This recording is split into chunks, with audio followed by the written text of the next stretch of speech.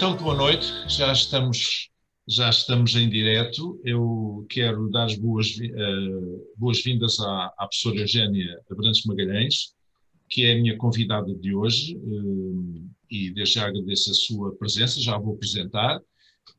Quero também saudar todos aqueles que nos estão a ouvir, tanto em Portugal como no Brasil, Angola e porventura noutros lugares.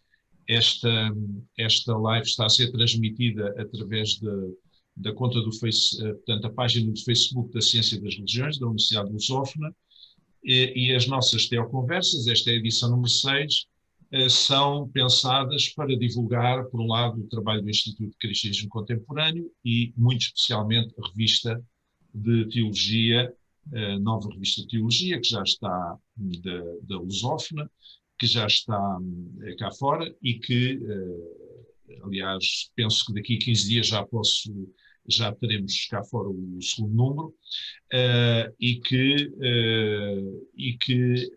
pela sua natureza, ser uma revista de teologia, nós convidamos pessoas ligadas à teologia para estarem connosco, e é o caso que acontece hoje também, e por isso muito bem-vindo, professora Eugénia, é um gosto tê-la aqui. Okay? Obrigada, e aproveito para não só agradecer este convite, foi uma surpresa, mas para dar as boas-vindas também a todos os que nos estão a escutar e que seja um momento simpático de diálogo, de conversa.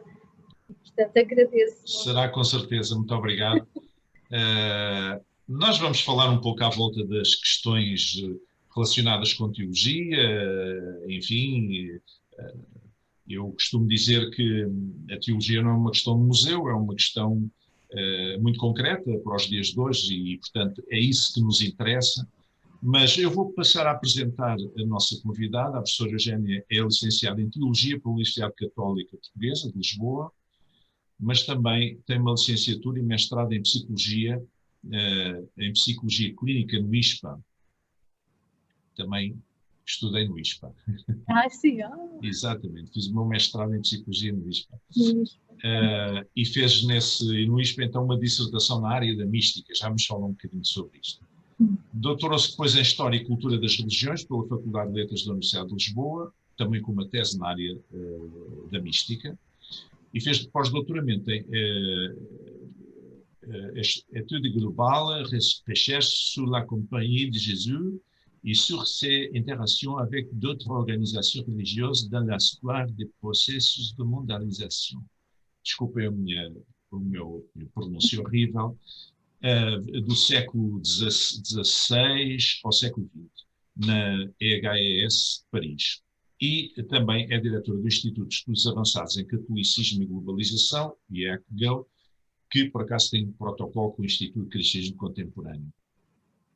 Eu queria, antes de começarmos a nossa conversa, dizer aos nossos amigos que nos estão a seguir que poderão, é uma sugestão, pôr algumas questões, eventualmente, no Messenger do Facebook, e eu procurarei ir acompanhando aquilo que enfim, as mensagens puderem, se eu conseguir, se não me atrapalhar aqui, para as introduzir na nossa conversa. Antes de mais, e já agora, para apresentar brevemente o que é este Instituto, que é dirigido por si, de Estudos Avançados em Catolicismo e Globalização. Sei que tem várias iniciativas, tem estado a fazer diversos tipos de iniciativas, mas já agora gostava que dissesse alguma coisa sobre isso. O Instituto nasceu em 2017, dezembro de 2017, em termos oficiais de fundação, mas a ideia é anterior a 2017. Um grupo de investigadores de diferentes idades, de diferentes áreas do saber, íamos pressentindo uma série de preocupações, sobretudo aqueles que vinham de diferentes universidades e passavam estudos em diferentes universidades. E as preocupações eram essencialmente íamos pressentindo que a cultura estava muito fechada ou em centros de investigação, nas próprias universidades, nas próprias áreas de investigação. Os livros estavam muito encerrados nas bibliotecas, nas prateleiras, e era difícil aceder, como que se o mundo académico fosse um mundo, digamos, um pouco à parte da realidade social. E pensámos que faria todo o sentido desbloquear um pouco este estatuto académico. Obviamente, a todos os que nos estão a escutar, claro que eu estou a falar da minha experiência portuguesa, da minha realidade portuguesa. E essa era uma realidade. A outra realidade era, no diálogo que nós íamos tendo com colegas que desejavam fazer e estavam a fazer investigação no âmbito do universo religioso, independentemente da confissão que estava por trás, sentia-se alguma certa ironia junto dos colegas que faziam essa tipologia de opção em termos dos seus estudos. Ou porque não eram bem valorizados, ou porque realmente as questões religiosas pareciam quase de uma segunda categoria. Era como se os investigadores não conseguissem estar ao nível do dito estatuto científico. E considerámos que isso não era simpático e sobretudo sentíamos isso muito quando estávamos no momento da defesa. Não só as dificuldades vinham no decorrer dos estudos de investigação, como também na própria defesa. Sentíamos que tínhamos que, de facto, dar muitas provas e quase reclamar um estatuto que era nosso por direito, quer dizer. Não apostar nunca num sentido apologético. Ninguém ia com nenhuma arma por trás, nenhuma bandeirinha a dizer que estamos nós aqui, seja de que religião for, nós estamos aqui para... Não, achávamos que era de puro direito haver essa investigação, esse lugar da ciência também e da abertura da própria teologia com outras áreas do saber, porque isso é que era importante. E reunindo um pouco estas preocupações, pensámos que haveria um lugar em Portugal e no mundo de se criar um instituto que fosse um instituto de estudos avançados, portanto, que procurasse, por um lado, entrar de pleno direito no sistema universitário, por outro lado, ser um instituto que, não estando fixado dentro de uma universidade ou colado a uma universidade, pudesse também ser mais flexível na aproximação da cultura junto das diferentes realidades sociais, dos diferentes grupos da sociedade mais ou menos organizada. E que, nesse sentido, pudesse ser eu próprio promotor de cultura, incentivar, oferecer, como também receber da própria sociedade propostas de desenvolvimento de projetos culturais. A preocupação, portanto, do Instituto é essencialmente o desenvolvimento da cultura. Tem uma matriz, obviamente, humanista. Tem uma preocupação de cuidar também da cultura católica e da cultura global. Portanto, é nessa dupla vertente, no sentido de abertura a todas as culturas, a todos os povos, a todas as idades, a todos os credos e, portanto, ser aqui uma fonte ela própria de diálogo.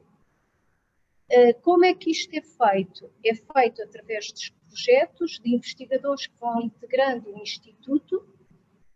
O Instituto é uma associação sem fins lucrativos, não tem um vínculo à Igreja Católica nem a nenhuma outra igreja, portanto é um organismo independente e o que faz é promover uma série de ações no âmbito cultural. podem ser desde congressos, as jornadas, workshops, edição de obras, procurar, no fundo, temáticas que nós consideramos que são fundamentais ou que há uma lacuna na própria sociedade, áreas que nunca foram investigadas ou são frágeis, né, nesse campo da investigação, e poder desenvolver aí um trabalho de traduções e também no sentido de, havendo propostas da comunidade, procurar desenvolver projetos também conjuntos nessa comunidade. Sendo mais flexível o Instituto, o que se procura fazer é não estar centrado no local onde há a sede. Nós estamos sediados exatamente em Oeiras, para quem não conhece, é praticamente dentro da cidade de Lisboa, e o que nós fazemos é, transversalmente, ou usando as novas tecnologias, ou desenvolvendo projetos, quer a nível nacional, quer a nível internacional, onde for necessário nós estarmos, e, portanto, é nesse sentido. Temos alguns projetos que nós estamos a desenvolver, por exemplo, e que ajuda a concretizar isto que eu estive a dizer. Portanto, fizemos um congresso exatamente sobre a morte, porque considerámos que era um tema desafiante, isto mesmo antes de surgir e agora ainda esta mais. pandemia. foi assim um pouco, enfim, portanto o Instituto foi o seu primeiro congresso, que também não deixa de ser, de certa maneira, quase irónico, mas fizemos exatamente um congresso e a grande preocupação no Congresso da Morte, leituras da humana condição, era assim que se chamava o projeto. A grande preocupação do Instituto, e continuará sempre a ser, essa é a sua grande matriz, é nunca fechar nenhuma atividade numa área científica específica. Porque isso era o que nós sentíamos antes. Biologia faz coisas para biólogos, matemática para matemática, teologia para teologia, sociologia para sociologia.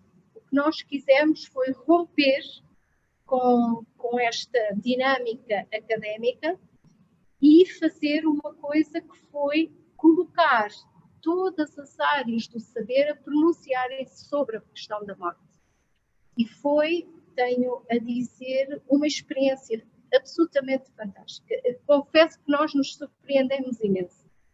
Porquê? Porque, por um lado, não só tivemos acesso às últimas investigações que se estão a desenvolver relativamente à questão da morte, como tivemos uma experiência ao nível dos participantes que procuraram interesses complementares à sua área do saber. Okay. Ao médico não lhe interessa saber a que horas é que se decreta que alguém faleceu e sabe da sua vida académica.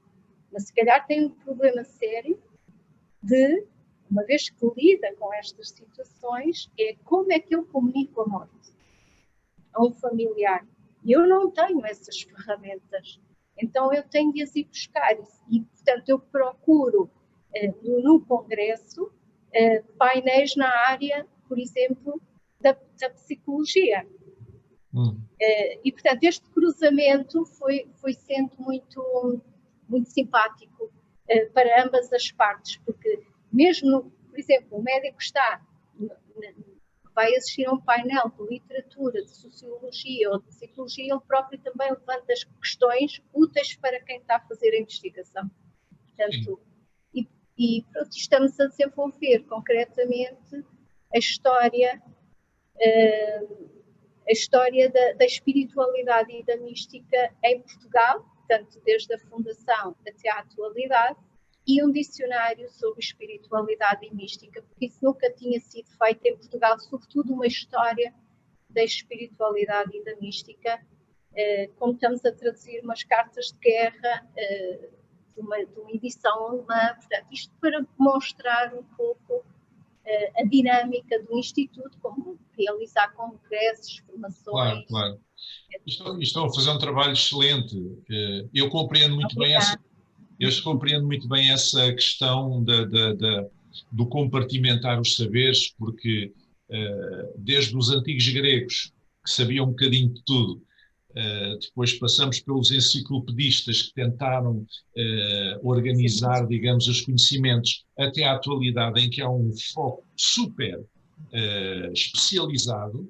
Hoje em dia, um médico, se for um especialista numa determinada coisa, não percebe nada de outra coisa, mesmo dentro das ciências médicas. E então eu penso que é qualquer coisa que vai ter que mudar, mesmo na academia e na cultura em Portugal, deixar de ter um foco tão específico, tão fechado, porque o mundo eu sou amigo de o antigo, eu penso que ele é neste momento presidente honorário da Associação Nacional de Médicos de Família, creio eu, que um dia foi à Universidade do Minho, à Faculdade de Medicina, para uma conferência, digamos assim, um encontro que eles fazem anualmente. Então, os alunos de medicina juntam-se uma vez por mês e convidam um pintor, um escritor, uma outra pessoa qualquer, enfim, que não tenha nada a ver, talvez, com a sua atividade ou com as ciências médicas, para falar sobre as coisas, sobre a vida, precisamente para dar essa perspectiva. E quando ele me disse isso, eu fiquei muito, muito interessado, achei muito interessante. Por outro lado, uma outra coisa que disse aí, vamos chamar as coisas, se calhar, pelo nome, um certo preconceito que existe em relação às questões relacionadas com a fé ou com a religião, do ponto de vista da investigação, no meio académico, eu sei bem, eu compreendo isso muito bem, porque eu fiz a minha tese de doutoramento em psicologia, foi na área de psicologia da religião, e senti perfeitamente que havia preconceitos, as pessoas são áreas que não dominam muito bem e então têm alguma dificuldade. Mas, enfim, o Instituto está a dar um contributo muito importante para a nossa cultura e para a nossa espiritualidade também. Falando um bocadinho sobre mística, porque isto o tempo foge, talvez um dos grandes teólogos, talvez, não sei se o maior, de católicos do século XX, o Karl Rahner, dizia que o cristão do futuro será místico ou não será coisa alguma. Não no sentido de uma previsão, mas enfim, de uma afirmação de valores, por causa da questão da experiência. E depois aqui a professora, tenho aqui um livro da professora Maria Clara Bingaman, que é brasileira e tem-se dedicado, chama-se Experiência de Deus na Contemporaneidade, das Paulinas, e tem-se dedicado a escrever um pouco sobre isto, já esteve em Portugal também, não há muito tempo, onde fala da questão da experiência. Diz aqui, a certa altura, que, portanto, místico, em termos cristãos, é aquele que realiza uma experiência profunda de união amorosa com Cristo e a vive na sua realidade e que, a partir desta, é impulsionado a transformar a realidade de injustiça na qual está inserido. Parece-me uma definição bonita. Mas eu pergunto, mas isto não seria suposto que todo o cristão funcionasse desta maneira? Não seria suposto que cada cristão tivesse uma experiência espiritual com Deus, que não fosse apenas uma coisa de tradição, uma coisa nominal, uma coisa herdada, digamos, das gerações anteriores, mas que fosse realmente um compromisso pessoal, uma experiência pessoal, que é de experiência que estamos a falar, que ao mesmo tempo que acionava dentro de si as forças, digamos, para intervir no mundo, não seria normal que todo cristão funcionasse assim? O normal aqui já por si levanta uma série de questões. De facto, a mística tem essencialmente, ao contrário do que muitas das vezes se pensa,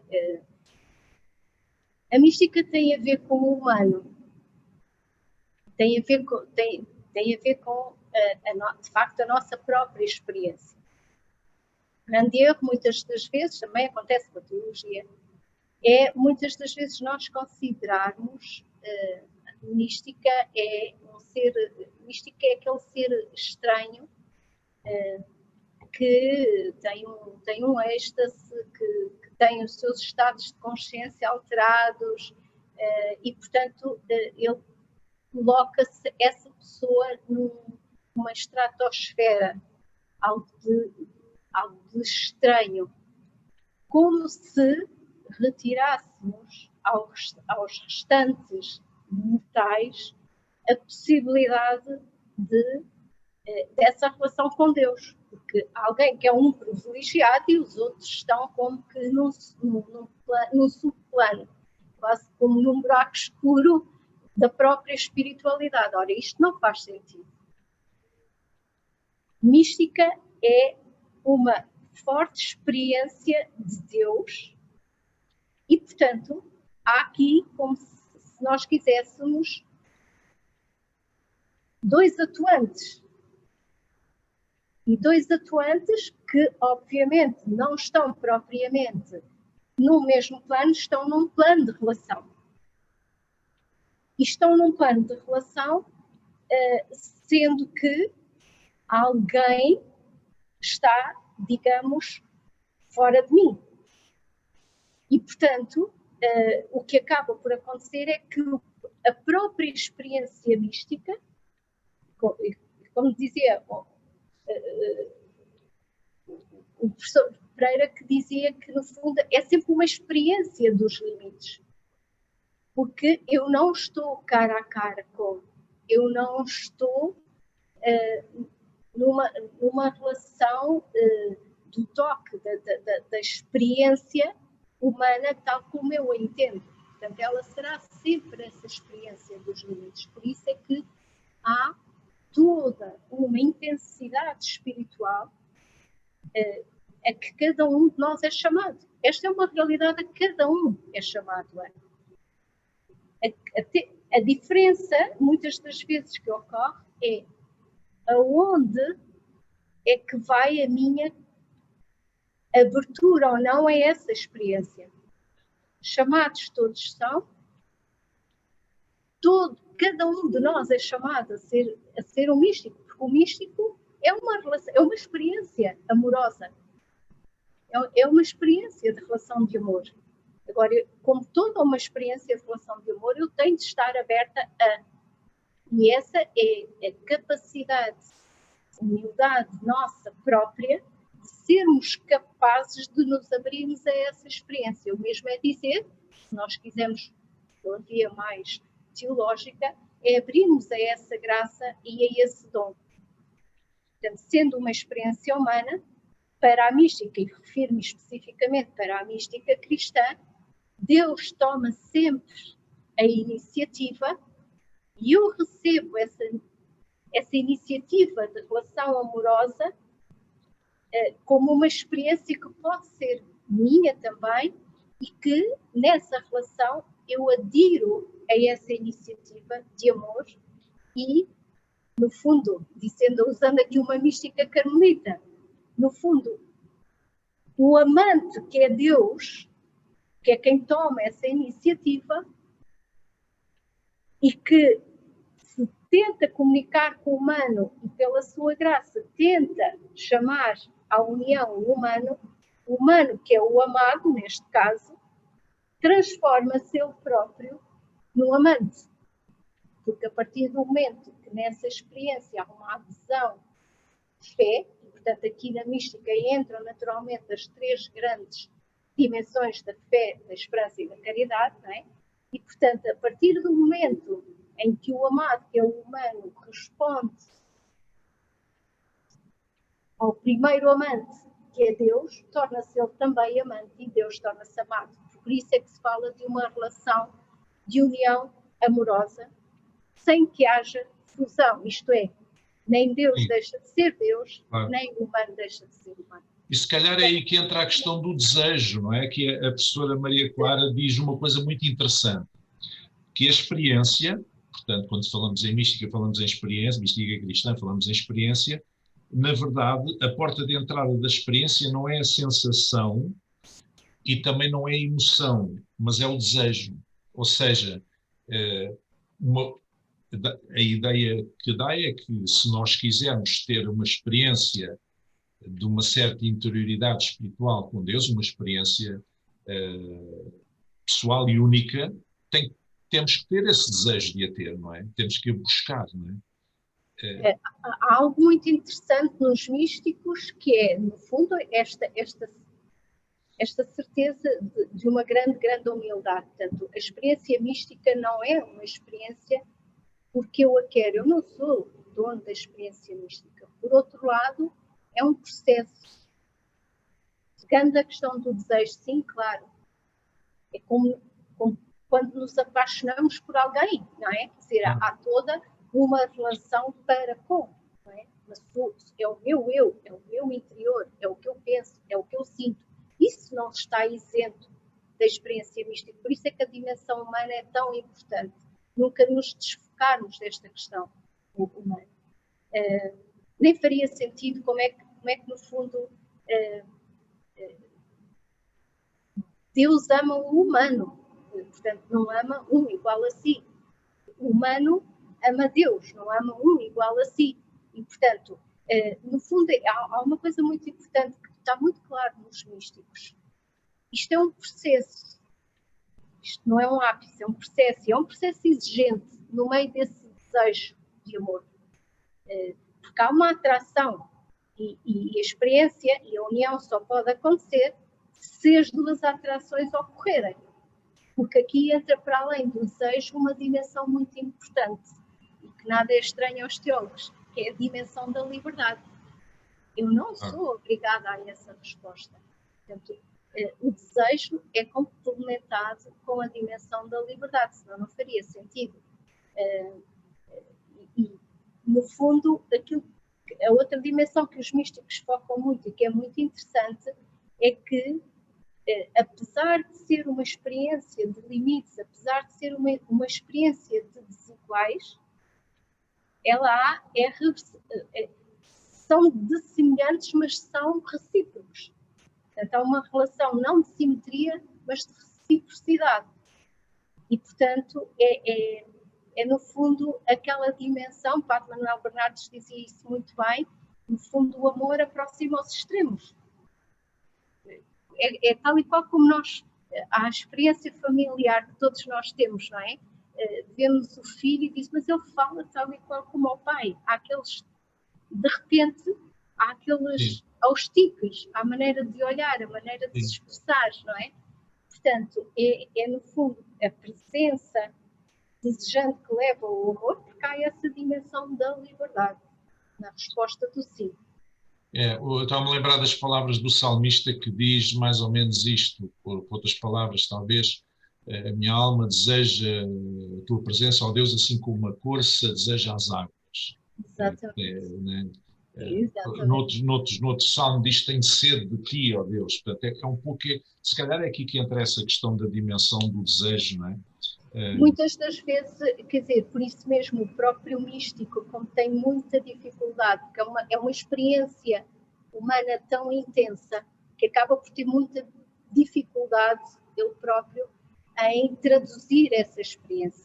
Não que esteja muito interessado em que façam um relato biográfico, olha para eu que sou um ser extraordinário, mas é no sentido de não pode, como quando nós namoramos ou amamos alguém, temos dificuldade em não falar de. Portanto, o místico passa por essa experiência, tem dificuldade, mas como é que se fala de uma experiência destas? É tremendo.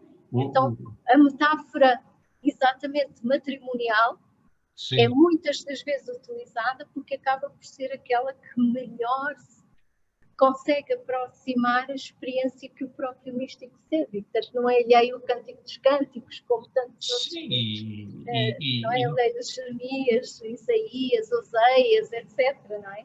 E se calhar não há muitas palavras para explicar essa experiência. O próprio apóstolo Paulo escreveu que uma vez foi arrebatado tipo ao terceiro céu, não sei o quê, mas nem ousava falar sobre isso. Quer dizer, possivelmente... Não se consegue.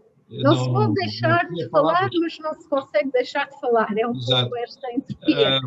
Aqui o William James, que é um autor antigo, como nós sabemos, cita aqui, aponta aqui o George Fox, que é digamos, o fundador de um grupo protestante chamado os Quakers, que diz que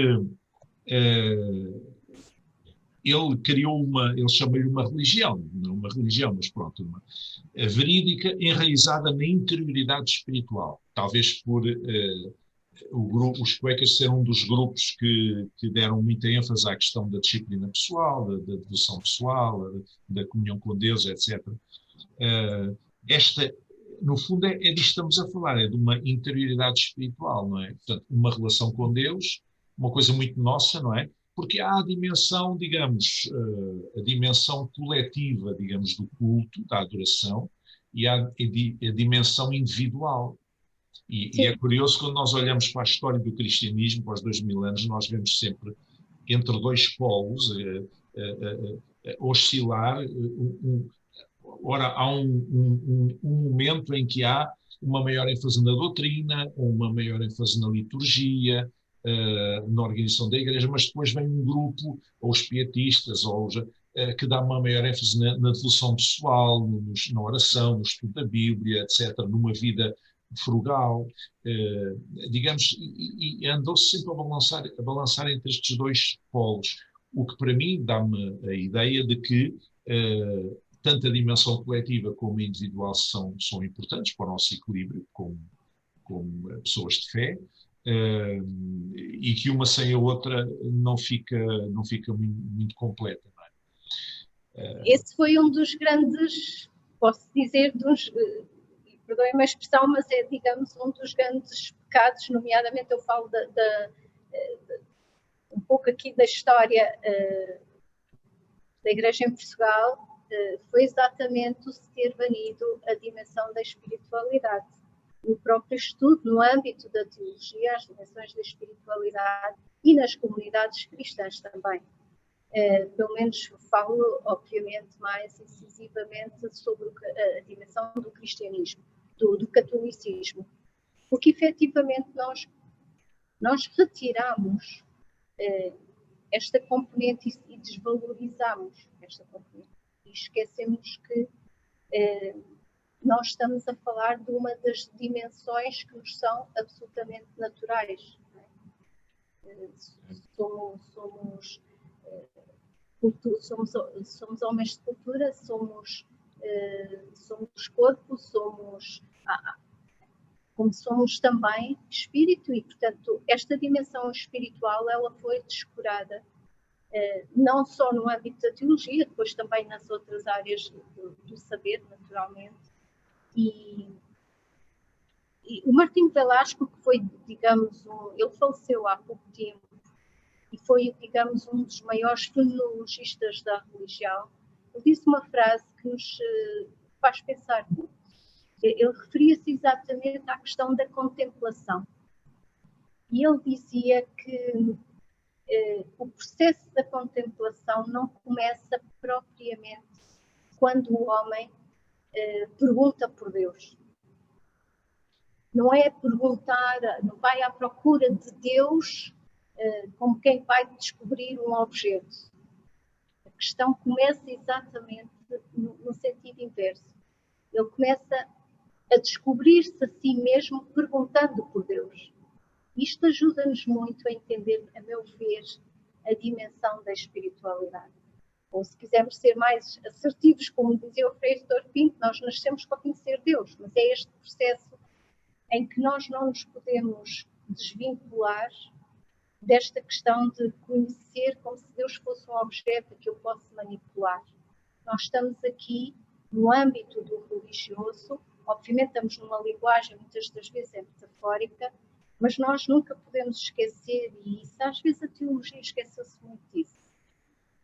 Nós, para estarmos de facto a fazer as nossas análises, estudos mais sistemáticos, de ver, de observar, de sistematizar, de revisitar outra vez os textos, de revisitar os estudos, nós estamos sempre no meio destes dois mistérios, que é o mistério do homem e é o mistério de Deus. Se nós desvinculamos, como tantas vezes a teologia o fez, se nós desvinculamos e compartilhamos isto como se fossem gavetas separadas, a teologia perde-se. A teologia perde, porque isto não é um processo acabado. Porque o mistério não é um processo que é dado de uma vez só, para sempre, como também não é um processo acabado. E e o próprio teólogo, como o místico também, ele vive numa época, vive no seu tempo, na sua cultura. E, portanto, a sua sistematização, por muito pormenorizada, muito profunda que seja, ela é sempre limitada. Porque a nossa vida é sempre a pergunta que fica para o que vem a seguir, para o amanhã, para o próximo, não é? E, portanto, é sempre esta busca muito cuidada, mas também muito profunda, e a espiritualidade pode, efetivamente, abrir muitíssimos caminhos. Estudando psicologia, sabe muito bem como a própria medicina tem vindo a redescobrir, e a própria psicologia foi tão recente, e começar a perceber o quanto estes estudos podem contribuir imenso para conhecer o próprio humano na sua totalidade. O que estamos aqui a falar é não fracionar o humano quando não é justo fazê-lo, não é?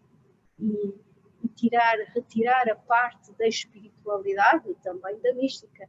Mas esta dimensão da espiritualidade é mutilar o próprio humano e é mutilar a própria teologia. Não faz sentido. Eu gosto da ideia do processo, porque estava aqui a pensar que o ser humano também em si mesmo é um processo de mudança constante, permanente, desde que nasce até que morre, não é? E nós mesmo em relação às outras pessoas, nós vamos mudando a nossa perspectiva, não é? Há uma coisa muito antiga, interessante sobre o filho em relação ao pai. O filho, quando é pequenino, acha que o pai é o homem mais forte do mundo. Depois, quando chega à adolescência, acha que o pai é um bocado quadrado. E depois, quando o pai está quase morreu, diz assim: o velho é que tinha razão. Portanto, há uma mudança no arco da vida, não é? Há uma mudança, nós vamos mudando, nós próprios mudamos todos os dias, e vamos mudando. Portanto, quando nós abordamos as Escrituras, não é? A Bíblia, quando a palavra de Deus, ela não muda porque ela é eterna. Portanto, não tem princípio nem fim, não é nova nem é velha, é eterna. Mas nós é que mudamos face a ela. Então, hoje as escrituras fazem um determinado sentido, amanhã se calhar fazem um outro sentido que tem mais a ver com a minha necessidade da manhã ou de cada momento, não é? À medida que eu vou abordando. Falando um pouco também, antes de terminarmos, o tempo já vai longo, sobre a questão da teologia. Eu não sei, mas gostaria que dissesse alguma coisa sobre a importância de uma revista como esta da Ad Eternum de teologia nos dias de hoje, uma revista teológica que não está enquadrada por nenhuma confissão, é uma revista cristã, de teologia cristã, mas não está enfeudada, digamos assim, a nenhuma confissão especificamente. É uma revista científica, académica, portanto, livre nesse aspecto. E, ao mesmo tempo, o que é que acha sobre as grandes questões teológicas que se põem hoje à sociedade, especialmente à sociedade portuguesa? Estava aqui a pensar que, se calhar, esta história da pandemia, muitas universidades e a academia tem se debruçado muito sobre isto. Eu próprio já escrevi coisas para livros no Brasil e revistas e cá sobre as questões da pandemia, as implicações, e muita gente está a escrever sobre isto. Mas, se calhar, do ponto de vista da teologia, se calhar há qualquer coisa a dizer também. E quem diz sobre isto, diz sobre outras questões pendentes da vida contemporânea. Faz sentido uma revista de teologia hoje?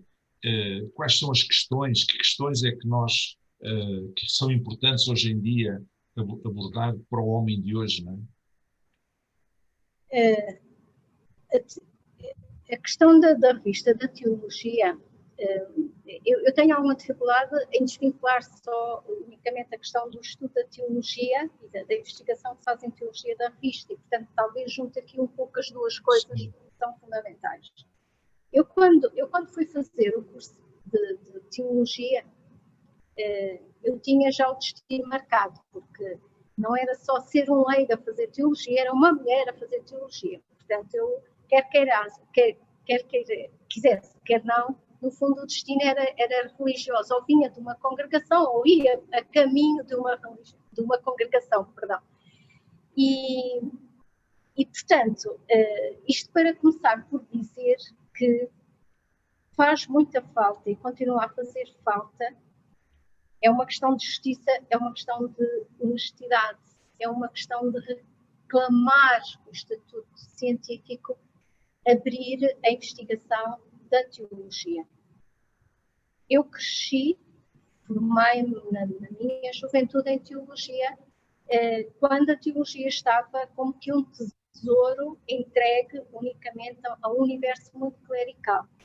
E, portanto, já por si não havia esta dimensão laical muito, muito presente. E, portanto, essa abertura, quanto maior for essa abertura, eu penso que melhor será, porque permite-se integrar aqui um conjunto de outras temáticas que, na altura, não senti, já frisei a questão da espiritualidade, como as dimensões mais da psicologia, como do universo mais da questão da mulher e do feminino, que quer dizer, nós não estudávamos de facto essas realidades. A mística, eu descobri, o estudo da mística e da espiritualidade, descobri, curiosamente, não na teologia, mas na parte da psicologia, o que é curioso.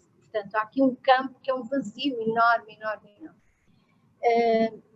Por outro lado, eu penso que as outras próprias áreas do saber reclamam esse lugar do pensamento teológico.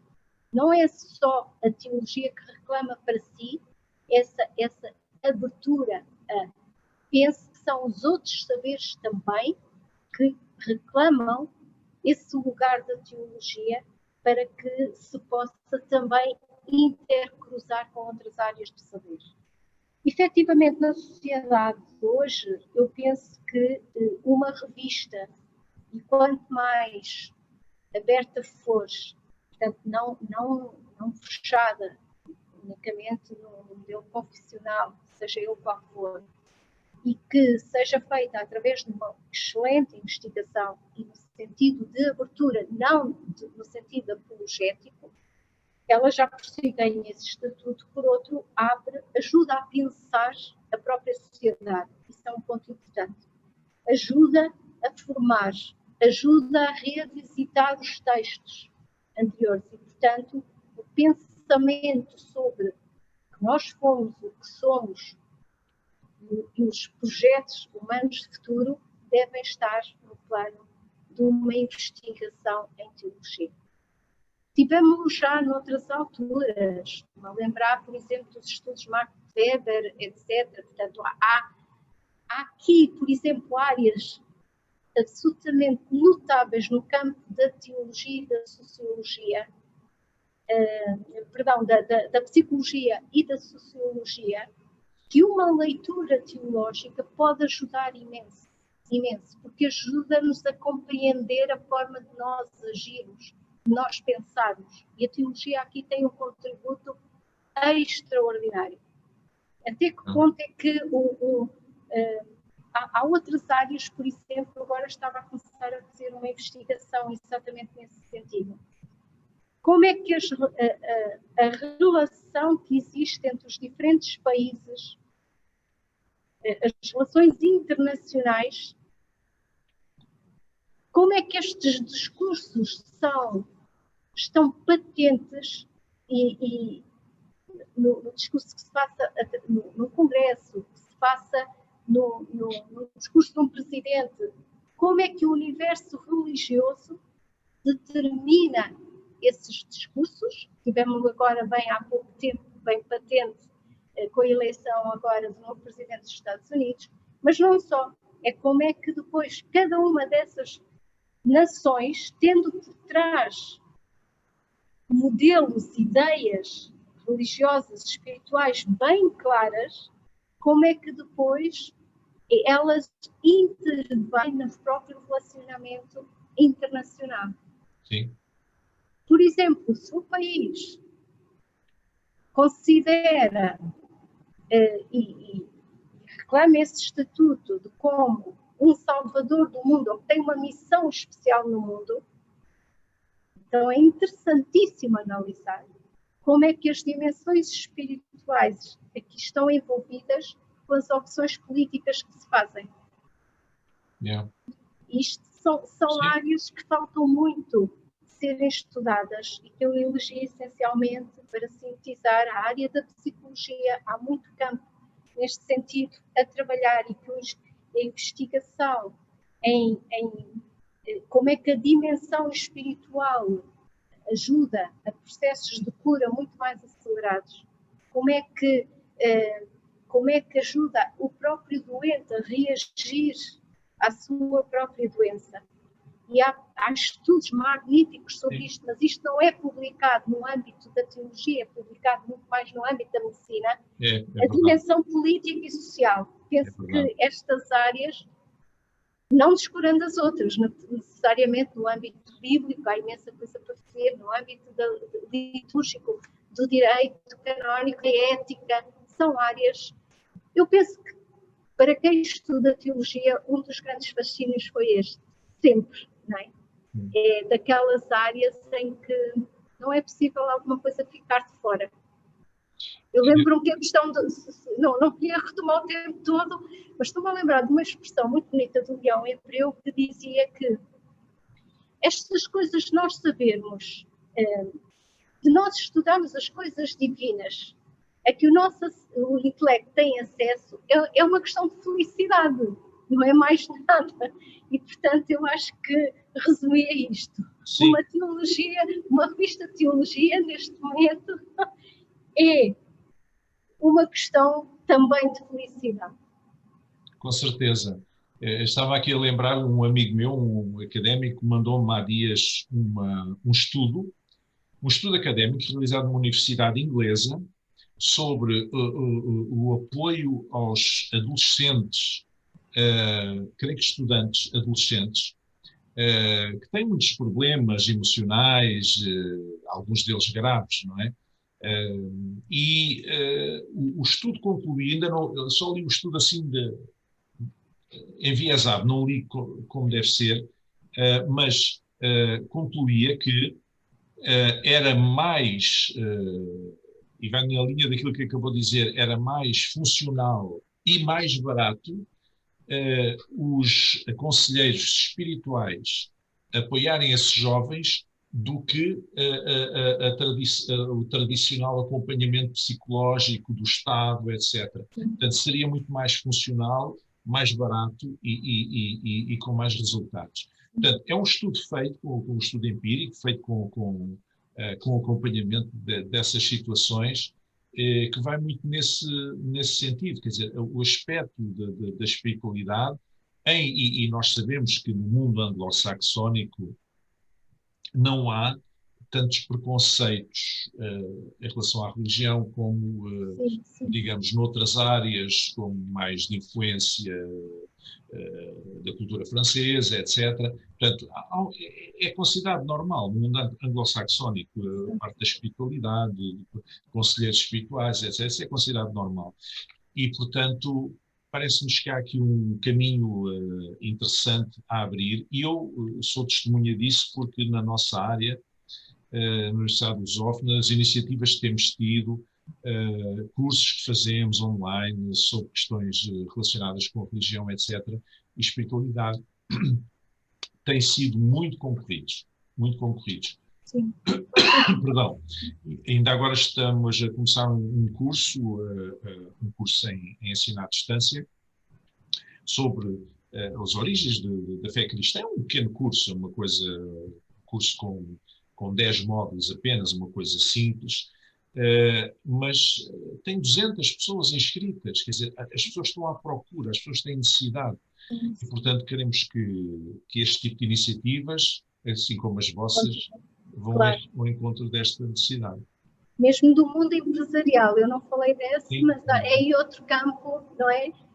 No sentido de, hoje, os grandes líderes empresariais e os grandes gestores efetivamente consideram que Não é possível ser um excelente líder no âmbito da gestão sem ter esta preocupação espiritual, sem ter esta dimensão espiritual bastante desenvolvida. E isso é curioso, porque isso não foi reclamado pela teologia, mas pelo próprio universo empresarial, o que nos fazem divulgar a todos também. Sim, e as pessoas que trabalham na área da saúde, médicos e enfermeiros, estão também a despertar bastante para conhecer melhor o fenómeno religioso e espiritual, até para lidar com os doentes, não é? Porque eles próprios têm alguma dificuldade à partida. Pronto, estamos a chegar ao fim. Eu agradeço imenso à professora Eugénia. Foi um prazer estar aqui consigo. Quero dizer às pessoas que me estão a ouvir que de hoje a 15 dias, dia 25, creio eu, à mesma hora, teremos connosco, o meu convidado vai ser o professor Fernando Caldeira da Silva, da África do Sul. Já tivemos alguns convidados a partir do Brasil, este será a partir da África do Sul, e vai ser com certeza uma conversa também muito interessante. Gostei muito desta conversa. Muito obrigado, professor. Muito obrigada, eu gostei muito. Até à próxima e bom trabalho. Muito obrigada. E boa noite a todos. Obrigada. Boa noite. Até à próxima. Boa noite.